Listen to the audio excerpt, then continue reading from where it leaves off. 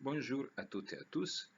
Aujourd'hui, on va travailler sur une leçon que j'ai décidé d'appeler Imaginaire des dispositifs de formation d'adultes, ou plus pragmatiquement, on va passer de l'hypothèse à la méthodologie.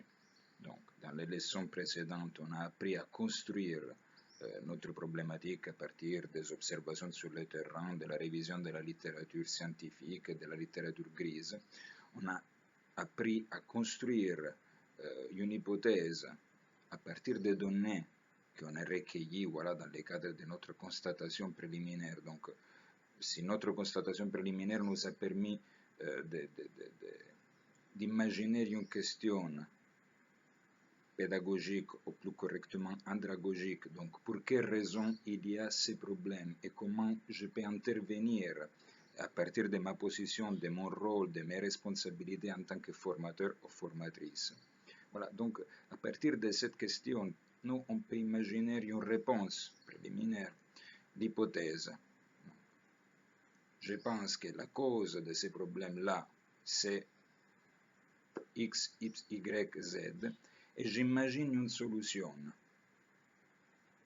Je propose une solution. Donc, cette solution, c'est les objectifs qu'on va se poser, qui seront appelés déclinés dans une méthodologie. Donc, on va voir dans cette leçon comment ça marche, la construction de la méthodologie.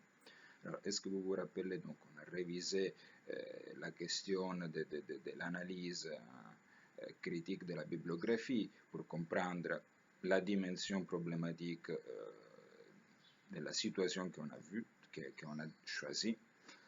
La révision bibliographique nous permettra éventuellement de connaître quelles sont les solutions appliquées dans d'autres contextes, donc d'imaginer des solutions plausibles dans notre contexte de travail.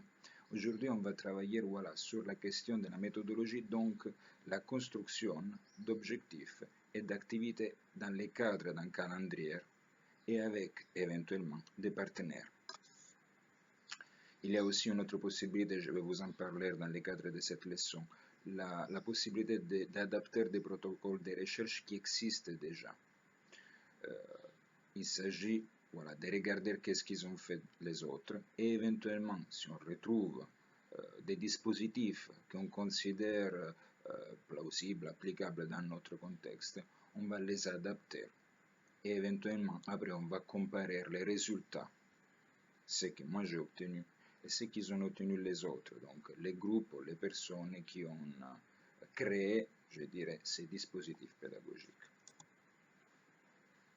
Donc, révision de la leçon précédente, on a appris à explorer la situation problématique, on a appris à définir une question de départ, à proposer une réponse préliminaire, l'hypothèse. Maintenant, il s'agit de définir un objectif général. Donc, pour résoudre les problèmes, la situation problème que j'ai observée, j'envisage une certaine solution, j'envisage des actions. Comment on construit donc cette hypothèse et comment on passe de l'hypothèse aux objectifs en méthodologie? Donc la logique, c'est celle problème-solution. J'ai un problème, je dois imaginer des solutions. Alors, dans l'activité quotidienne, routinière, d'un praticien de l'éducation, donc un enseignant, très souvent on applique des solutions sur la base d'une tradition. Donc, il y a des solutions qui ont bien marché dans mon histoire personnelle, je continue à les appliquer parce que je suis habitué à ça. Alors, dans la recherche-action, on doit changer complètement de paradigme. Quand on a un problème, on doit analyser le problème, on doit l'étudier et éventuellement, seulement après, on peut imaginer des solutions. Parce que sinon, on sera toujours guidé par les stéréotypes, les préjugés, voilà, les habitudes. Et parfois, on a des mauvaises habitudes, on doit se l'avouer. Donc, ce travail de recherche préliminaire nous permet d'avoir une certaine objectivité dans la construction d'une solution, donc d'un dispositif de formation d'adultes, un dispositif andragogique efficace. De la méthodologie, maintenant, après, on devra passer au résultat. Donc, pour construire une méthodologie, je dois déjà imaginer des résultats possibles. En effet, quand on construit un projet, on ne les termine presque jamais avec des conclusions. Le dernier chapitre en général s'appelle résultat attendu parce que c'est un projet, donc c'est un désir de faire quelque chose. Quand j'écris un projet, je n'ai pas encore mis en place mes actions, j'imagine des actions à mettre en place. Donc, quand on construit notre projet, on doit imaginer, on doit essayer d'imaginer quel type de résultat je peux obtenir. Je dois aussi essayer d'imaginer des méthodes d'évaluation, donc des données ou des types de données, des variables, qui me permettront éventuellement d'évaluer si mon projet a réussi ou non. Donc quand on construit une méthodologie, on ne doit pas seulement imaginer des actions de formation, on doit aussi imaginer des méthodes d'évaluation qui me permettront de dire si l'action réalisée est effectivement efficace ou non. Après, bien évidemment, je dois aussi imaginer les modalités d'interprétation de certaines données. Je dois aussi imaginer des indicateurs. Donc, quand on fait un travail de recherche-action, on ne doit pas nécessairement utiliser des données statistiques qui mesureront, par exemple, les comportements, les attitudes, les propos et les performances des personnes que je suis en train d'observer. Cependant, je peux utiliser des indicateurs qualitatifs qui me donneront le même type de réponse à partir de mes observations sur le terrain. C'est à vous de choisir les méthodes d'évaluation qui est les plus efficaces et les plus adaptées à votre méthodologie. Parfois, je le répète, il peut s'agir de questionnaires à champs multiples, il peut s'agir d'un groupe de discussion ou d'un groupe de réflexion, il peut s'agir d'un entretien, il peut s'agir voilà, d'une observation, je le répète, donc ethnographique. Voilà, donc c'est à vous de choisir. Une fois que vous avez imaginé les actions à mettre en place, vous devez aussi imaginer les méthodes d'évaluation. Avant de commencer à construire la méthodologie, il est important de se poser certaines questions. Donc, est-ce que j'ai vraiment exploré la situation problématique? Parce que si je ne l'ai pas explorée, je ne peux pas imaginer une méthodologie de travail. Sinon, les risques, c'est que je vais imaginer des actions sur la base de mes préjugés, mes habitudes, voilà, mes stéréotypes. Donc, j'ai vraiment compris, j'ai vraiment exploré cette situation problématique et j'ai compris pourquoi elle est problématique cette situation. Parce qu'on l'a déjà dit dans la leçon précédente, il y a des situations qui peuvent être problématiques pour moi, mais qui ne les ont pas pour d'autres personnes. Donc, pour quelle raison moi je les considère problématiques? Donc, je dois essayer aussi de répondre à toute une série de questions un peu basiques, mais qui m'aideront voilà, à construire voilà, cette problématisation. Donc, pour quelle raison cette situation constitue un problème? Je proposais des pistes. Ce sont des pistes qui peut-être sont plus adaptées pour les enseignants, donc quand on forme des enseignants, mais quand on forme éventuellement des CP ou des directeurs, on peut avoir des questions un peu différentes. Mais bon, et ce sont des pistes, je le répète, donc c'est à vous après d'adapter les questions. Donc, si je dois former des enseignants, j'essaie de me questionner sur l'impact du problème, non seulement dans la vie professionnelle de l'enseignant, mais aussi dans sa mission d'enseignant, donc l'impact indirect sur les élèves, par exemple, ou sur le climat scolaire. Bien évidemment, si je travaille avec des directeurs, des CP ou d'autres types de personnel, des bibliothécaires par exemple, alors là, probablement, je le répète, j'aurai d'autres types de questions similaires mais différentes. Et pour terminer les constats, je dois être sûr aussi de pouvoir répondre à cette dernière question. Est-ce que je connais ce qui a été fait dans d'autres contextes? Est-ce que je suis vraiment capable de l'évaluer pour savoir s'il est adaptable à mon contexte ou non? Donc, cette dernière question qui vise un peu le domaine de l'éducation comparée nous oblige à regarder qu'est-ce qu'ils ont fait les autres, s'il y a des choses qui ont été faites ailleurs. Et on doit avoir un regard plutôt large, donc ne pas regarder seulement ce qui a été fait en Martinique par exemple ou dans les Antilles, mais regarder aussi ce qui a été fait dans toute la France métropolitaine et éventuellement dans des pays à l'étranger. Parce que parfois on peut avoir des idées intéressantes en regardant ce qu'ils ont fait nos voisins. Donc, à partir de notre constatation initiale, on peut imaginer des objectifs. On imagine en réalité, pour commencer, un objectif général. Donc, comment je voudrais solutionner ces problèmes. Ça, c'est mon objectif, la solution au problème. Cependant, en général, cet objectif général est très général, donc on doit les rendre un peu plus opérationnels à partir d'objectifs spécifiques qui mieux définissent les actions à mettre en place. Donc j'avais fait l'exemple très banal précédemment dans une autre vidéo du permis de conduire. Donc je vais obtenir mon permis de conduire, c'est ça l'objectif général. Quels seront mes objectifs spécifiques? Premièrement, m'inscrire à une école de conduite. Ça, c'est l'objectif spécifique numéro 1. L'objectif spécifique numéro 2, ça sera obtenir les codes. Et l'objectif spécifique numéro 3, obtenir l'examen de conduite. Cependant, même les objectifs spécifiques qui sont plus opérationnels que l'objectif général ne sont pas si opérationnels que ça. Donc, on doit les rendre encore plus opérationnels en disant explicitement comment je vais parvenir à atteindre cet objectif spécifique. Exemple banal, objectif spécifique numéro 2, obtenir les codes. Quelles seront les actions qui m'aideront à obtenir les codes, donc à atteindre cet objectif?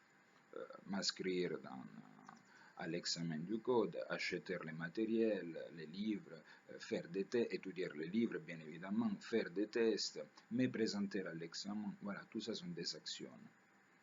Ces actions, bien évidemment, pour être vraiment efficaces, doivent être mises en ordre selon un ordre logique. Donc, on doit avoir une stratégie pour mettre en ordre les actions. Donc, la première chose que je vais faire, c'est obtenir les livres, par exemple. La deuxième chose que je dois faire, c'est étudier les livres. La troisième chose, c'est faire les tests. Et la quatrième chose, c'est me présenter à l'examen. Donc, c'est de cette manière qu'on doit travailler. Si mon objectif général est faciliter l'intégration des enseignants stagiaires à la rentrée, par exemple, ou faciliter les évaluations de mi-parcours chez les enseignants stagiaires, par exemple, les objectifs spécifiques seront comprendre les problèmes qui limitent l'intégration des enseignants stagiaires. Donc l'action numéro 1, par exemple, ça pourrait être pour comprendre imaginaire de recueillir par exemple les attentes, les rêves des enseignants stagiaires quand ils rentrent à la rentrée. La deuxième action, c'est apprendre ou comprendre quelles sont les attentes des autres enseignants de l'établissement, donc les enseignants un peu plus chevronnés. La troisième action, éventuellement, ça pourrait être quelles sont les attentes qu'ont les étudiants par rapport aux nouveaux enseignants. Si on parle par exemple du lycée ou du collège, avec la maternelle ça serait difficile, mais bon, avec le lycée ça serait plus facile. Donc par exemple, ça vous décrive comment un objectif spécifique est lié à des actions pratiques concrètes pour recueillir certains types de données ou pour réaliser certaines choses. Si l'objectif spécifique numéro 2, par exemple, faciliter la compréhension des dynamiques scolaires de l'établissement, propre à l'établissement des enseignants stagiaires, les actions qu'on pourra réaliser seront action numéro 1, construction rédaction d'un livret d'accueil qui en peu de pages décrit grosso modo la réalité de l'établissement. Création d'un affichage, d'une série d'affichages dans la salle des enseignants, par exemple, avec les règles officielles et non officielles de l'établissement. Et la troisième chose, ça pourrait être réaliser une réunion d'intégration à la rentrée pour leur montrer, ou pour leur décrire d'une manière très informelle ou éventuellement plus formelle, les habitudes de l'établissement. Donc voilà, là aussi on a vu comment un objectif spécifique qui quand même n'est pas très opérationnel doit être rendu opérationnel avec des actions ponctuelles. L'objectif spécifique était faciliter l'intégration, mais comment je le fais? À partir des actions très concrètes. Chaque objectif, en général, est lié à des compétences. Donc, atteindre un objectif, ça me permettra de développer certaines compétences. les miennes en tant que formateur, et celles des enseignants ou de n'importe quel autre public visé dans le cadre de ma recherche. Donc, il est très important, quand on construit une méthodologie, de savoir pour chaque objectif quelles seront les compétences qu'on va développer. Je le répète, les nôtres et celles des personnes, des bénéficiaires de mes actions de formation. Ces compétences-là, où on va les trouver? Il y a des listes très faciles sur lesquelles on peut faire littéralement un travail de copier-coller, bien évidemment en citant les références bibliographiques selon les normes APA. Donc, les référentiels de compétences qui ont été publiés par les ministères et que je vous ai mis en annexe dans ces cours en ligne, donc vous pouvez les télécharger facilement à partir de cet espace dédié à notre cours. Donc, il y a les compétences pour chaque personnel de l'éducation. Il y a les compétences qui devraient avoir tous les personnels de l'éducation nationale, et après les compétences spécifiques aux formateurs, aux CP, aux enseignants du primaire, aux enseignants du secondaire, et comme ça, en suivant.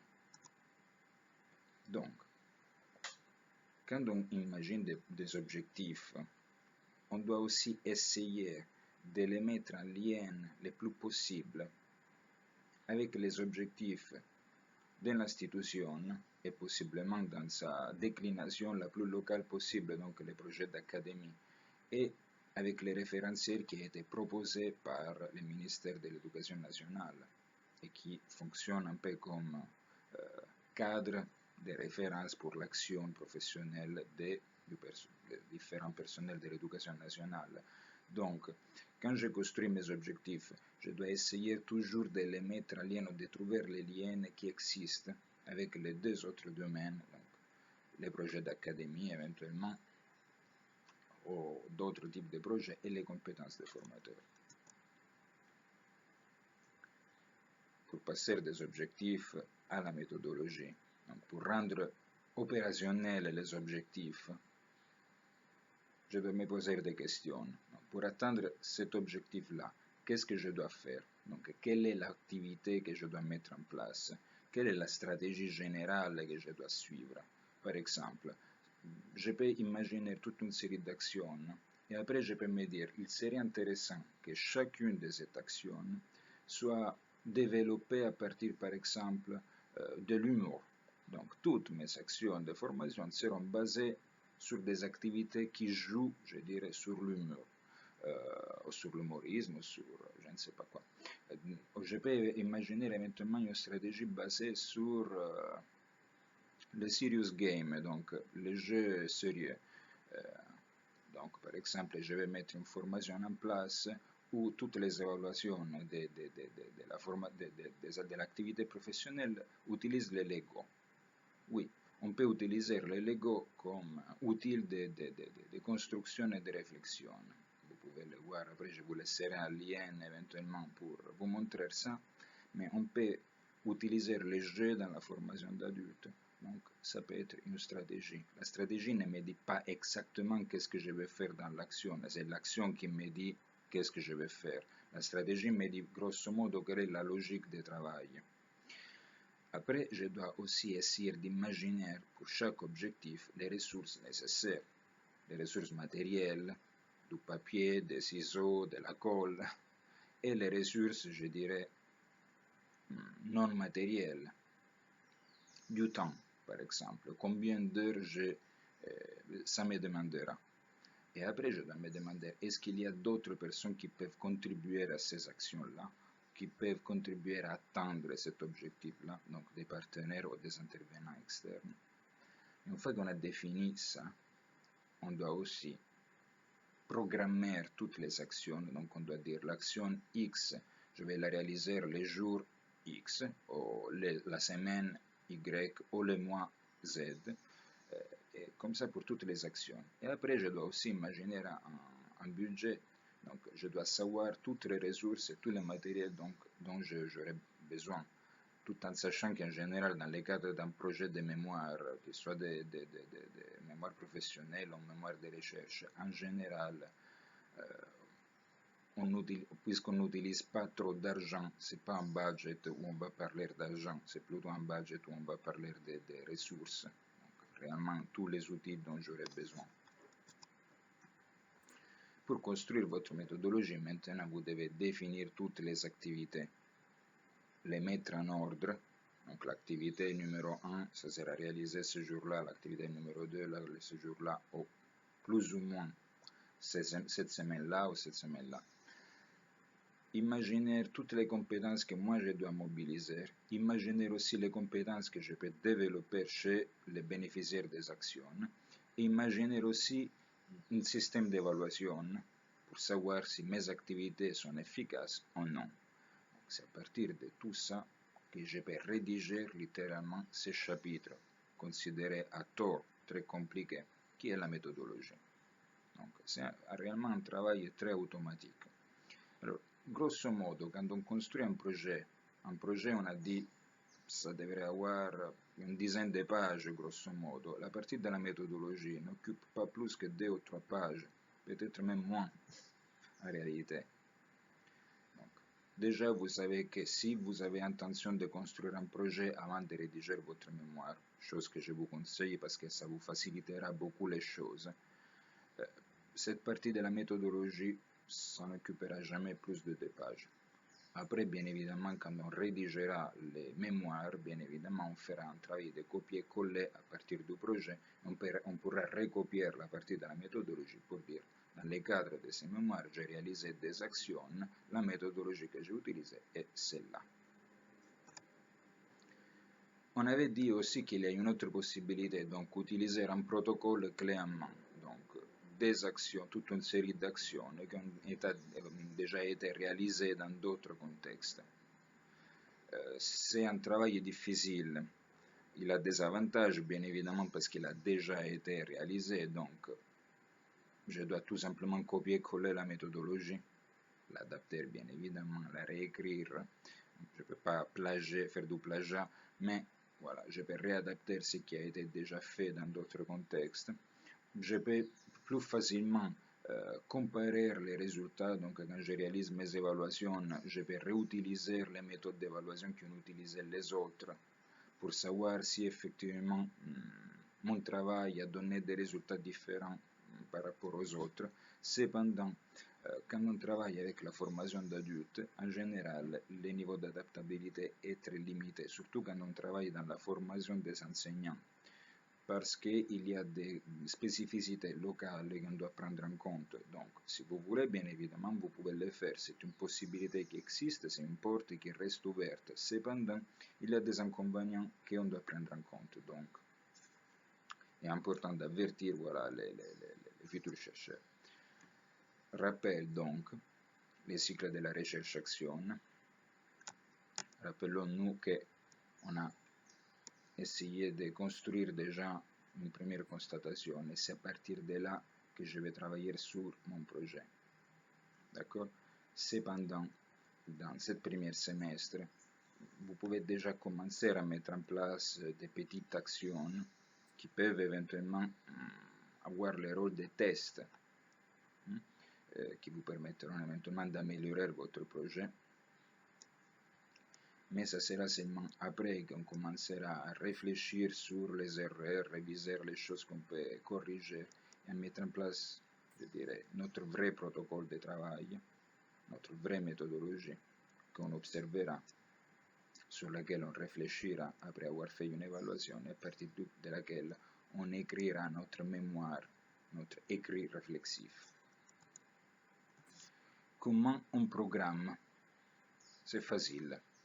Je vous conseille de réaliser un tableau avec n'importe quel logiciel de traitement de texte en écrivant les mois, un calendrier, et les actions que vous allez faire. Donc, ici, dans la première case, j'ai dit grosso modo ce que je vais faire. Donc en janvier, je vais mettre en place les actions. Mais en février, je vais aussi faire un premier travail de réflexion et de révision mi-chemin. En mars, je continue à mettre en place mes actions, mais celles que j'ai révisées, corrigées, donc ne sont pas les mêmes actions que j'ai mises en place en janvier. Il y a eu des modifications. En avril, je continue à mettre en place mes actions, mais je commence mon travail d'observation pour évaluer.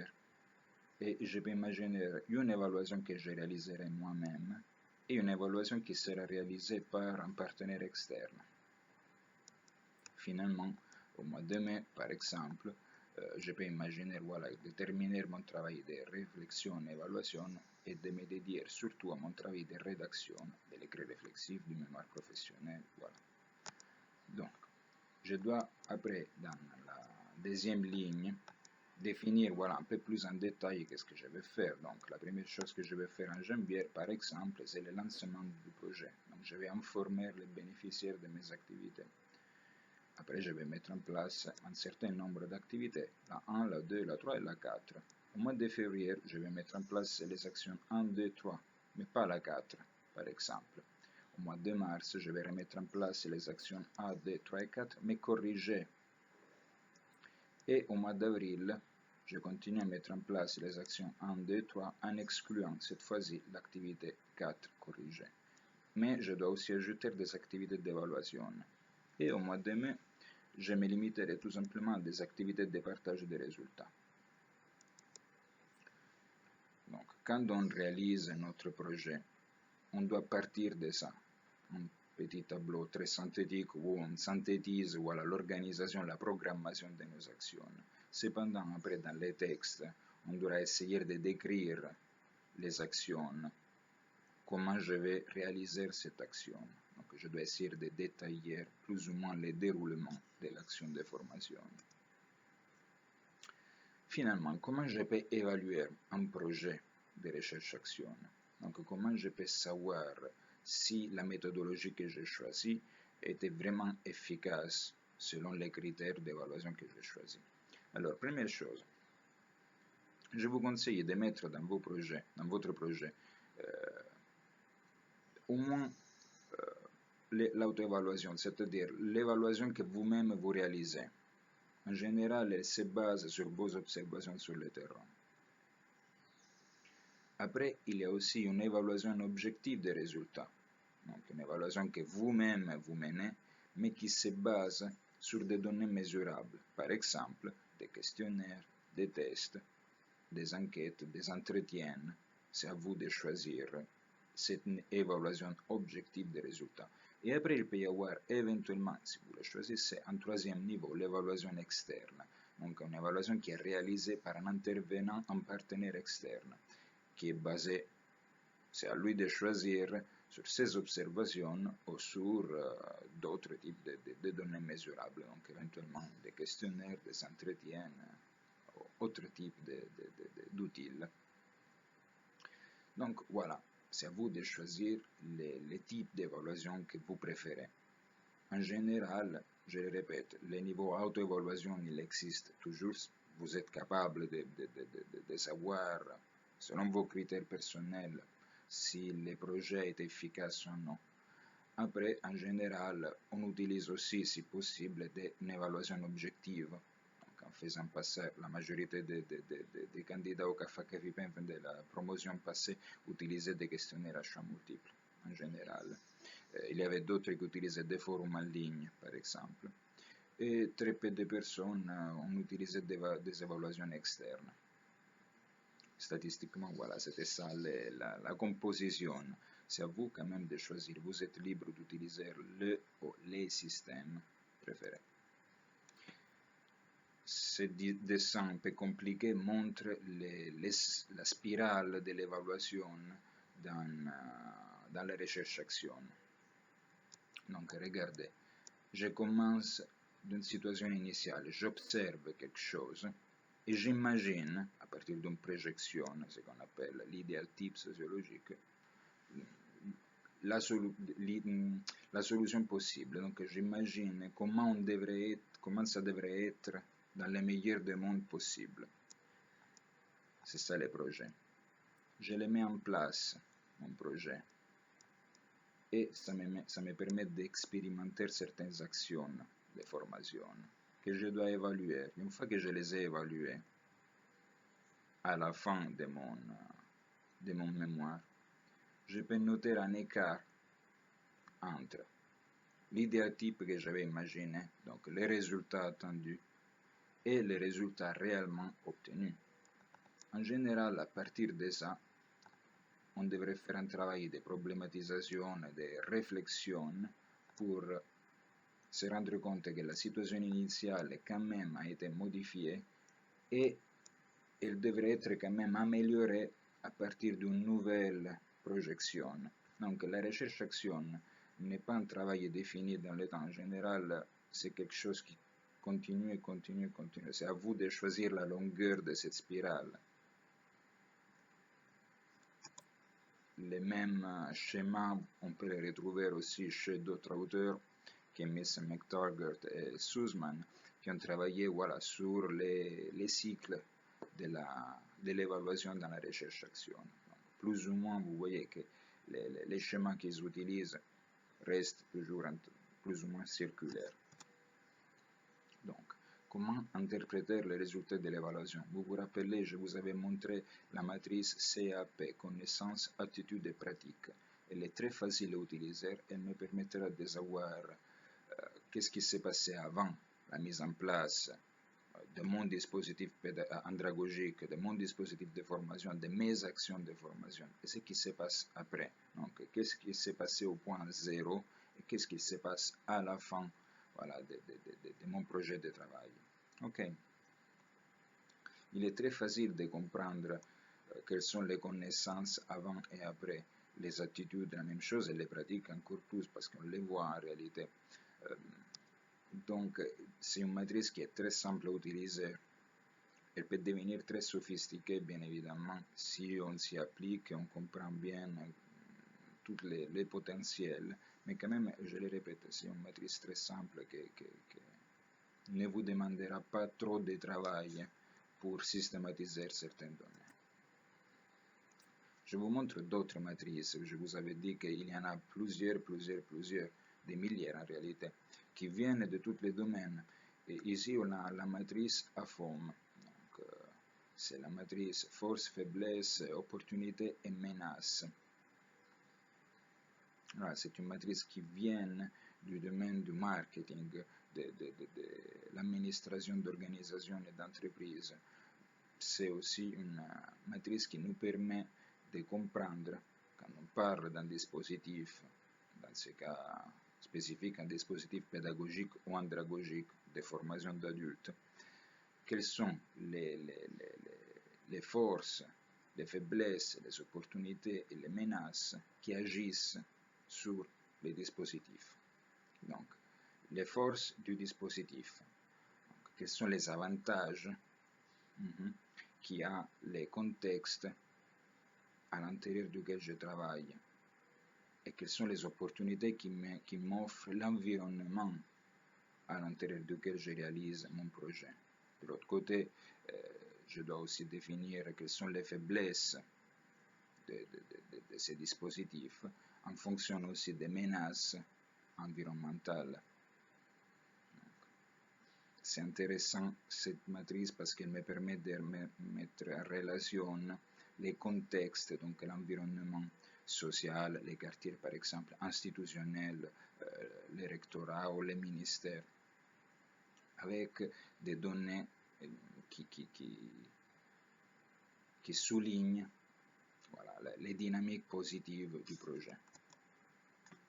Comment savoir si mon projet fonctionnera ou non? Il y a des conditions, on les connaît, qui facilitent la recherche-action, donc qui facilitent ce processus de recherche et après mise en place d'action pour améliorer une situation problème.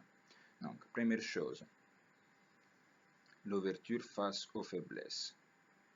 Donc, si les bénéficiaires de l'action, mais éventuellement aussi nos supérieurs hiérarchiques, l'institution, connaissent les problématiques, s'ils échangent à partir de ça, s'ils reconnaissent cette situation difficile, alors c'est déjà un avantage. Il y a une prédisposition positive à agir.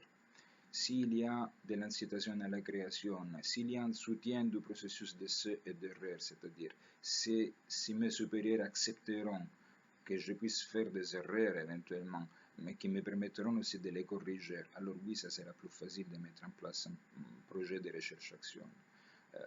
si tout le monde a compris qu'on doit coopérer, que je dois recueillir des données, donc un travail qui parfois peut ennuyer quelqu'un parce que j'oblige les autres à perdre du temps en leur demandant de remplir des questionnaires à choix multiples, en leur demandant de faire des entretiens. Mais si les autres ils comprennent l'importance de ce travail, ce sera plus facile de réaliser un bon projet, de mettre en place des actions intéressantes. S'il n'y a pas cette coopération, ce sera difficile.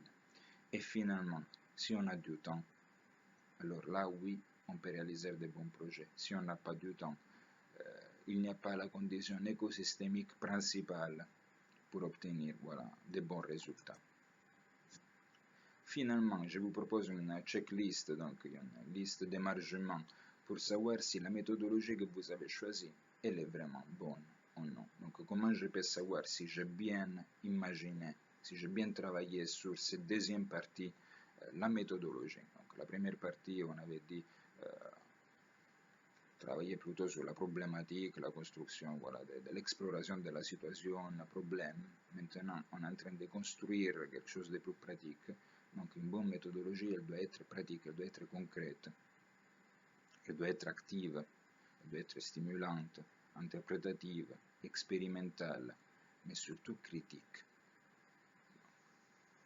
Elle doit pouvoir se réaliser, donc elle doit être faisable, mais elle doit être aussi capable de modifier certains comportements, certaines attitudes, certains problèmes. Donc elle doit être vraiment la solution au problème. Peut-être qu'elle ne sera pas la solution définitive et complète pour le problème, mais elle sera quand même une solution qui me permettra d'améliorer la situation. Donc c'est là que je sais que je choisis la bonne méthodologie. Donc voilà, on a terminé pour aujourd'hui. On a, j'imagine, imaginé des dispositifs de formation d'adultes. J'espère que vous êtes en train d'imaginer vos actions, ces dispositifs de formation pour les enseignants. Et donc de faire ce travail, ce passage de la constatation préliminaire à l'hypothèse et finalement à la méthodologie. Merci beaucoup et à la prochaine vidéo. Au revoir, merci.